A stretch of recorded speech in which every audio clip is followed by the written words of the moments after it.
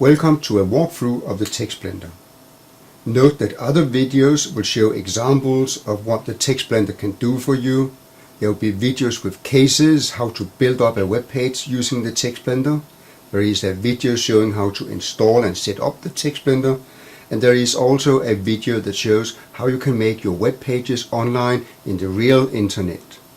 The first page in the TextBlender gives you a choice of several languages.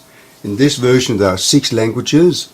It also tells you that it has been made with support from the European Commission. At the bottom you see the navigation tabs. Those are used to navigate through the different areas of the TextBlender. First of all, I will select English as the language. I click on English and then I click on a tab called Overview. On the Overview page there is an example of what the TextBlender can do for you. This is a sample web page. It also shows the 5 main steps to go through before you can make a web page. The first one is you decide, do you want to start with a media like a YouTube video? Do you want audio? Do you have local videos you want to play in your web page? There is then a step where you type in different information for the end user, like copyright notices, instructions what to do.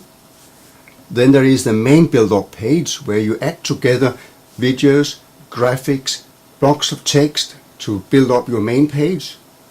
And a rather important page, because that's the idea of the TextBlender, where you select dictionaries so that all words on your web page will be linked from one language to another language. Finally, there is an overview page. Please note that this version of the TextBlender is from February 2010. Future versions may change slightly. The navigation tabs at the bottom indicate where you are. The yellow one is highlighted, meaning that you are in the overview area. You then click on the different tabs to navigate. Actually, it is your own choice which sequence you want to use. I would recommend that the first time you simply take them one by one and fill in the needed information. So I click on the Media tab. There are 4 main options of media: either no media, a normal video player, an audio player, or a video player for YouTube. I click on Video Player. To choose a video file for the web page, there are 2 options. I can select and copy a local video file, or if you know an address to an internet video, you can click on that button. In most cases you would simply select and copy a local video file, so I click on that button. So the next step now is to choose a video file. I will have to look for the video file. The one I want is called Robomo Video. It is a WMV type of file. You also have options of MP4 videos, AVI videos. The TextBlender can handle all of those. So I click OK. The video has now been selected. When I later on export my web page, which is the very last step, the file will automatically be copied to the place where I export the web page to. So my next step is to click on Instructions. You can also use an audio player, so I'll try to click on Audio Player. Again, we have 2 options, exactly like with the video player. You can select and copy a local audio file. You can use an internet audio. So I'll click on the first one. I'll find in my source files an audio file called 1WMA. And I can then continue with instructions, but I will go back to the media selections and show how to use a YouTube video. To use a YouTube video, I click on Video Player for YouTube. The instructions for a YouTube or Google video may appear more complicated, but in reality you go to a YouTube web page where you look for a video. You start that video and then you look for the field that says embed, which will give you some instructions. You need to copy that and then you click on embedded video information to paste it in. So let's go to a YouTube video place. I've located a small video on YouTube called the German Coast Guard. To make it play in the TextBlender, I need the information about the video, and that is found there. It's called embed. So the next step is I highlight it, I right click it, copy. I could also have used Ctrl C. This is the information that I need for the TextBlender. So I click on the embedded video information and I paste in the text.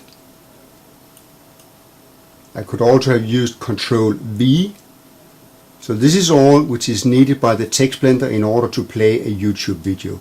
I click OK, and now I continue to instructions. There are 4 fields where you can enter text. The text up there will become a headline, which on the web page will end there. The text there is an instruction text for the end user, like click on a word to look it up in a dictionary. That text will end there in a web page. There is a field where you can put in the address of a web page to link to. That is when the end user clicks on the next button there, that will take the end user to that address. And finally, you can put in some copyright information, where the text comes from and who has the copyright to it. This page is where I built the main content of the web page. I can see that the final web page will start with an audio player, and that is the audio that I selected previously. I now want to enter a block of text. When I work with text blocks, I can either type in a text or I can paste in a text. I have prepared a text in Notepad, so I go to the first part of the text I want and I copy it. The best way to copy a text is with Control and then you press C, and I go back to the TextBlender and I click on the bottom here that says Paste Text. If you paste in text from Microsoft Word, you might experience that the text begins with a lot of rubbish like font type, Times New Roman, etc., etc. In that case, you simply have to delete that part of the text. Otherwise, it will not work. If I want the first line in my text to become a bold headline in the final web page, I have to put in an asterisk. I put in an asterisk. In this version of the TextBlender there are 4 buttons. One is the one I used to paste in the text, paste text. I could also have used Ctrl V up here, but it's better to use this one. There is a button called Finish. That's the one I'll press when I finish pasting in the text. I can delete the text to make sure that everything has been deleted. I can also change fonts. I'll try to click on that one. And I'm able to select different kinds of fonts and the size of them.